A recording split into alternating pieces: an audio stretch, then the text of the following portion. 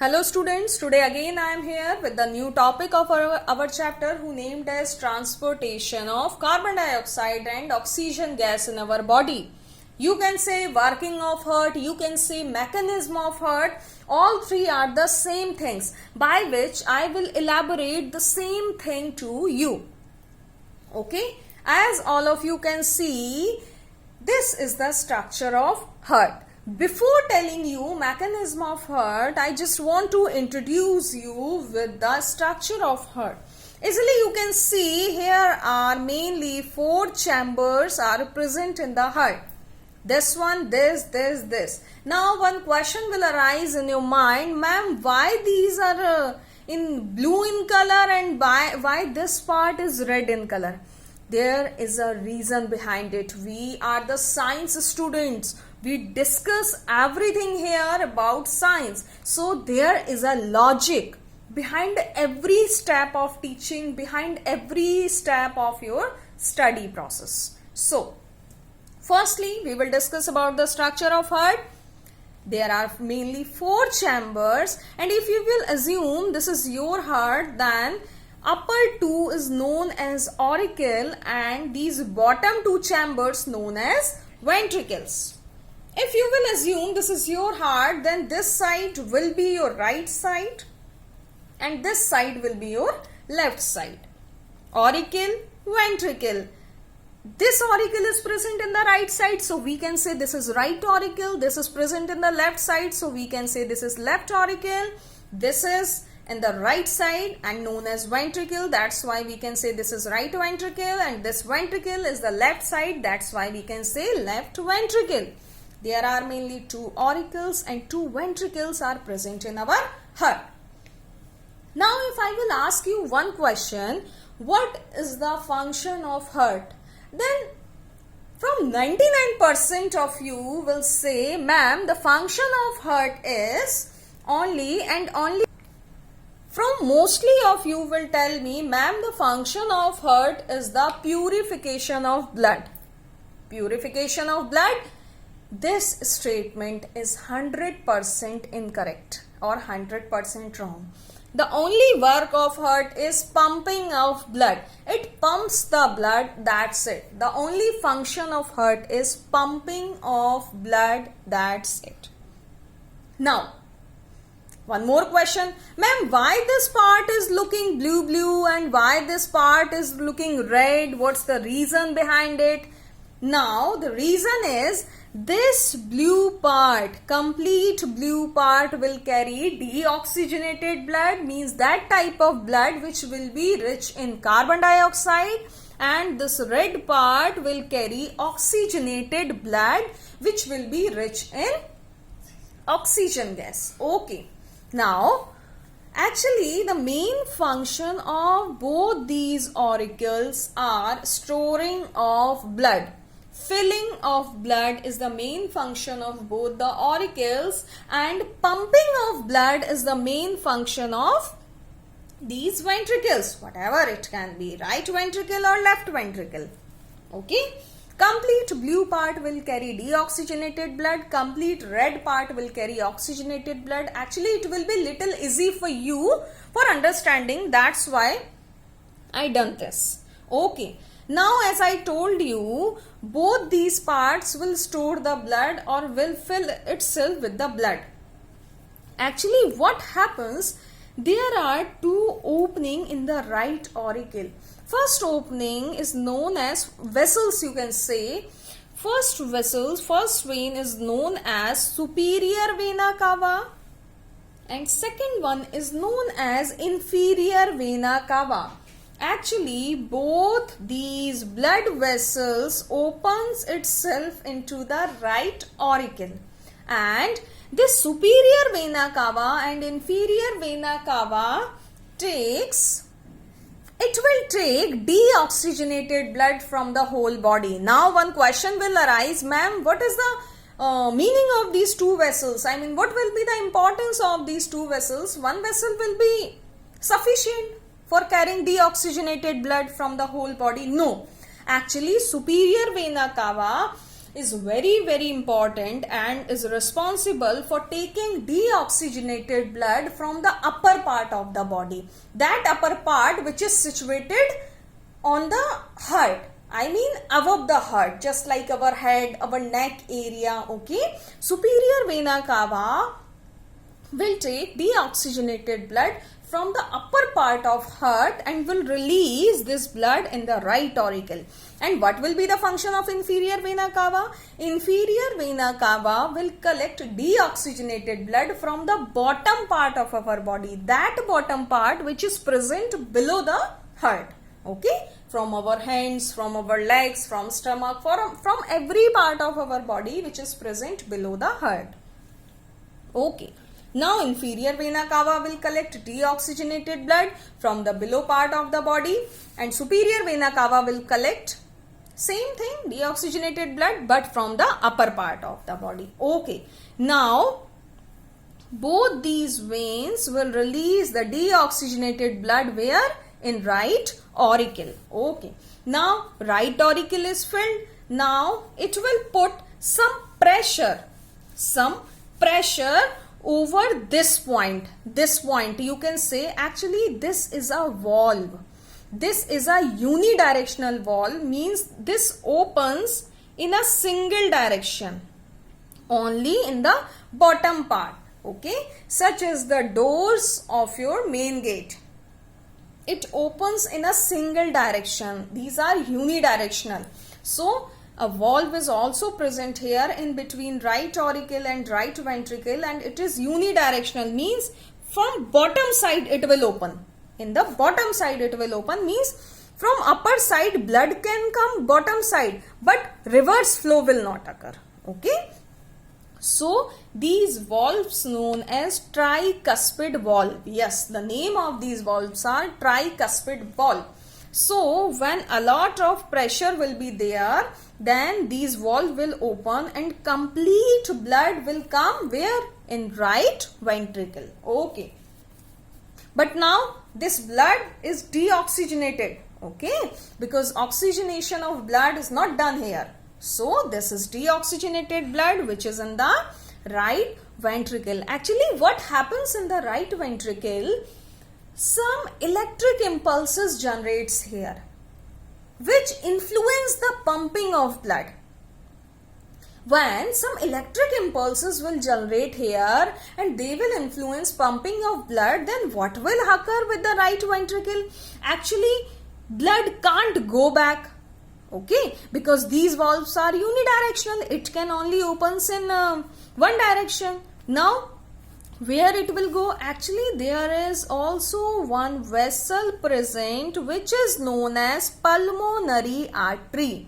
This is the opening of pulmonary artery, and from the help of this pulmonary artery or due to the electric impulses, this blood, that blood which is present in the right ventricle, it will pump itself with the help of this tube which is known as pulmonary artery.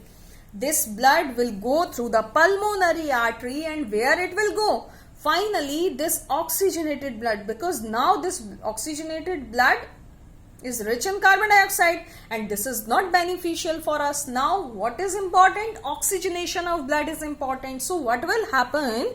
This oxygenated blood will go in the lungs with the help of pulmonary artery. Again one question will arise in your mind, ma'am, the function of artery is to carrying oxygenated blood and the function of veins is to carrying deoxygenated blood, but you are saying pulmonary artery is carrying deoxygenated blood. What does it mean? Actually this is the exceptional case. Where pulmonary term will come, then you will have to understand there is something which is directly correlates itself with the lungs. So the only exceptional case about the artery or vein is pulmonary artery or pulmonary vein. So normal artery carries oxygenated blood, but Pulmonary artery carries deoxygenated blood. And from where it will carry deoxygenated blood? It will carry deoxygenated blood from right ventricle. Okay. Now this blood is in pulmonary artery, and pulmonary artery will carry deoxygenated blood in the lungs. In lungs, what will happen?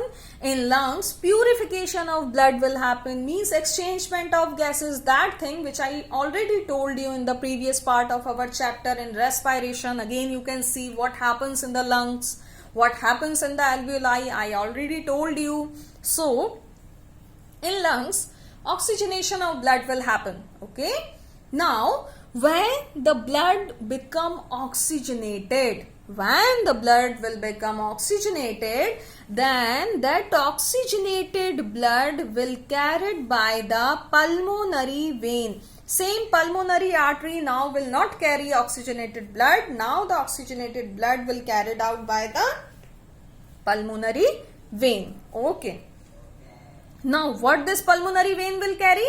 It will carry oxygenated blood. And where oxygenation done? Oxygenation done in lungs. And which part of the lungs? Alveoli. Okay. Now this pulmonary vein will carry oxygenated blood and it will release oxygenated blood in the left auricle. Now complete work of right auricle and right ventricle done. Now what will happen? Now oxygenated blood will come in the left auricle with the help of pulmonary vein. Both are the exceptional cases. Pulmonary artery carry deoxygenated blood, normal artery carry oxygenated blood, pulmonary vein carry here oxygenated blood, and normally vein carry deoxygenated blood. Okay. Now our blood is here in left auricle. Now left auricle completely filled with the oxygenated blood. Now it will happen. What will happen here? Now it will push this structure below inside. Okay. Now here is also one valve present. This valve known as tricuspid valve and this valve known as bicuspid valve. And this is also unidirectional, means from bottom side we can open them, but reverse, you can say reverse flow of blood will not occur. Okay. When it will completely fill, then oxygenated blood will come in the left ventricle. Same thing again will happen. Left ventricle will generate some electric impulse and electric impulse will influence the pumping of blood. Now, blood can't go back because this is a bicuspid valve. This is a unidirectional valve. Okay, from downside we can only open it. From upper side we can't open it. So what will happen? Here is also a blood vessel present. Here is also a blood vessel present, which is known as aorta. A-O-R-T-A, aorta. And you can say aorta is the largest artery in the largest artery in the body.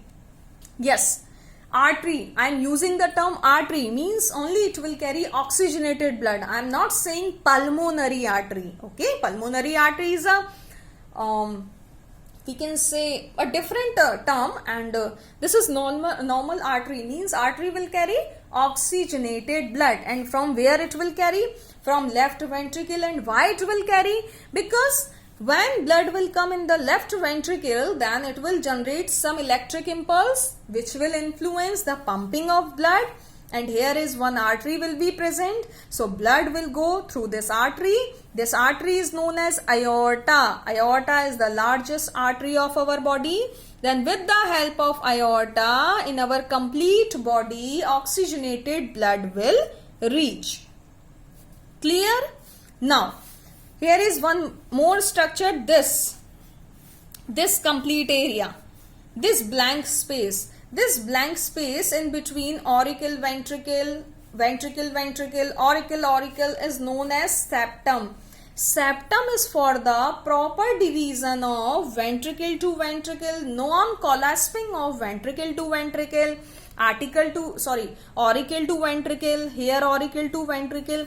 This is the space which provide flexibility, which provide suitability. Okay, and which provide non-collasping of these chambers.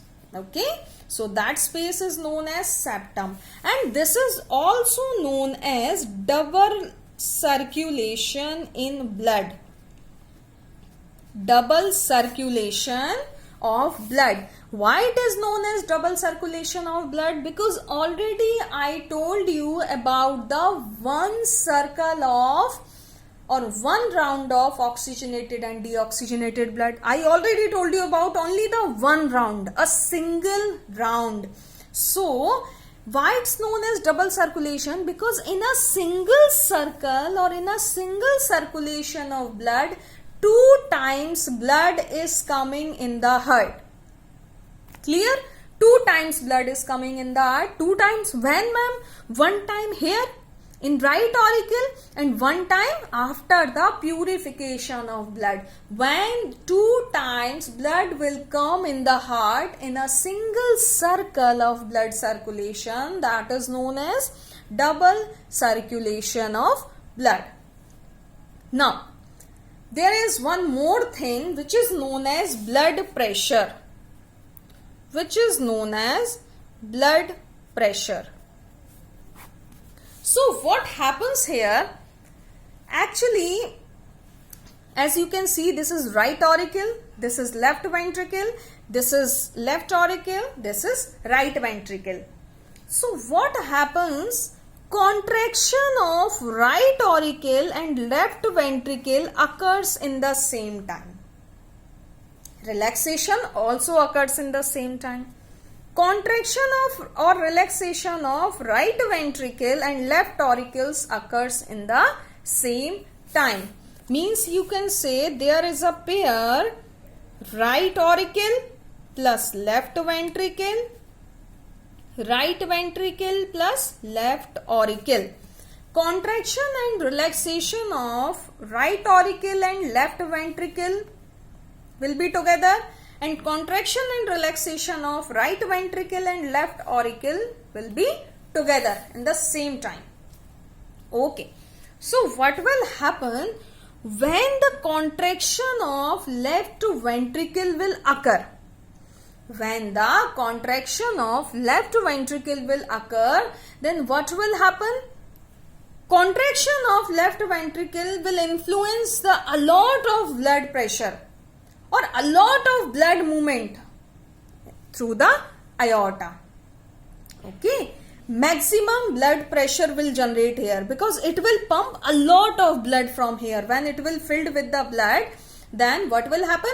When electrical impulse will generate, then during contraction it will pump the blood very fastly. Very fastly it will pump the blood, and during the contraction process, when we will measure the pressure of blood, then it will be 120 mm of Hg or mercury. Okay, during contraction blood pressure will be 120 mm of Hg, and it's known as systolic pressure. And what will happen when it will get relaxed? When left ventricle will get relaxed, then what will occur? Blood will also transport itself in the body. Yeah, it will done. But what about the pressure? The pressure will be little slow than systolic pressure. So what will be the pressure? The pressure will be 80 mm of Hg. Actually 120 mm of Hg is the systolic pressure or the blood pressure which occurs during contraction of left ventricle, and during relaxation of left ventricle, what will be the blood pressure? The blood pressure will be 80 mm of Hg, which is known as diastolic pressure. Diastolic pressure. Okay. So this is the theory of blood pressure when we measure our blood pressure. Yes, one more phenomena comes here. When we measure our blood pressure. So for the measurement of blood pressure, there is mainly one thing which is known as sphygmomanometer. Sphygmomanometer is the only thing by which we can easily measure our blood pressure. The ideal blood pressure is 120/80. Ideal blood pressure. But what will occur when during the contraction a lot of blood will go in complete body, a lot of blood, or more and more contraction will occur, then what will occur? Then high blood pressure will occur, which is known as hypertension. Condition of hypertension will occur. You can say high BP, where your systolic pressure can be 120 to 150, 180, and your diastolic pressure will reach near 100, 110. This will be the condition of high blood pressure, or you can say hypertension. And what will occur when during the contraction not ideal systolic pressure will generate? Then what will occur? Then hypotension. Condition of hypotension will occur, means the systolic pressure decrease by the 10 or 20 units, or it will come near 100. And what about diastolic? Diastolic will occur approx 60 to 70. This is the condition of low blood pressure, which is also known as hypotension, ideal blood pressure, and hypertension. This is the complete phenomena of blood pressure and complete mechanism of heart. Now I think all of you understood it very well. Thank you.